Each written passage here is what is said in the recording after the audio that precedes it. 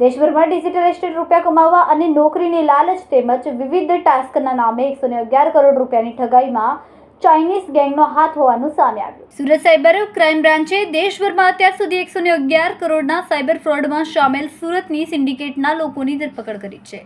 દેશભરમાં અલગ અલગ સાયબર ફ્રોડમાં પીડિત દ્વારા જે લાખો કરોડો રૂપિયા બેંકમાં ટ્રાન્સફર કરવામાં આવતા હતા તેને આ લોકો અલગ અલગ બેંકમાં ટ્રાન્સફર કર્યા બાદ તેને USDT કરન્સીમાં કન્વર્ટ કરીને ચાઇનીઝ બેંકને આપવાનું કામ કરતા હતા. સુરત સાયબર સેલની તપાસમાં ચોંકાવનારો ઘટસ્ફોટ સામે આવ્યો છે.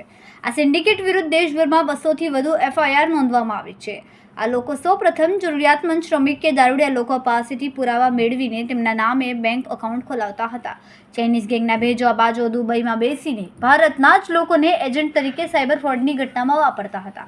ચાઇનીઝ ગેંગ એ રીતે કામ કરે છે કે પહેલાં તો દુબઈમાં ભારતની ભાષાના જાણકાર લોકોને નોકરી પર રાખે છે અને જેમણે 1 લાખથી 1.5 લાખ રૂપિયા પગાર આપે છે અને આ લોકોનું કામ માત્ર સાયબર ફ્રોડની ઘટના જે પીડિત સાથે બની છે તેમને વારંવાર કોલ કરીને ધમકાવવાનું અને બ્લેકમેલ કરવાનું હોય છે.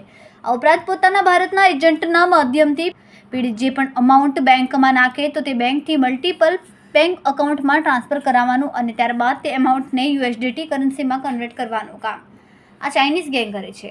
હાલ જે ટોળકીની ધરપકડ સુરત સાયબર સેલ દ્વારા કરવામાં આવી તે ટોળકી ચાઇનીઝ ગેંગ માટે મહત્વપૂર્ણ ભૂમિકા ભજવે છે.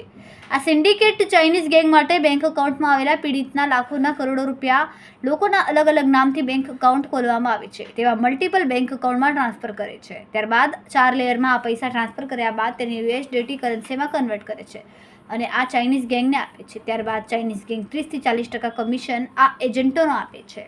આ સિન્ડિકેટના લોકોએ અત્યાર સુધી કેટલી બેંક એકાઉન્ટની કીટ અને સિમ કાર્ડ દુબઈ મોકલ્યા તે અંગેની તપાસ સાયબર ક્રાઇમ દ્વારા કરવામાં આવી રહી છે. કેમેરામેન સેનિલ વિરાણી સાથે વિશાલ છેઠા, માનવ પ્રભા ન્યૂઝ, સુરત. અમારા વિડિયોની નવી અપડેટ મેળવવા માટે સબસ્ક્રાઇબ કરો માનવ પ્રભા ન્યૂઝ ચેનલને. બેલ આઇકન ક્લિક કરો લેટેસ્ટ વિડિયો સૌથી પહેલા મેળવવા માટે.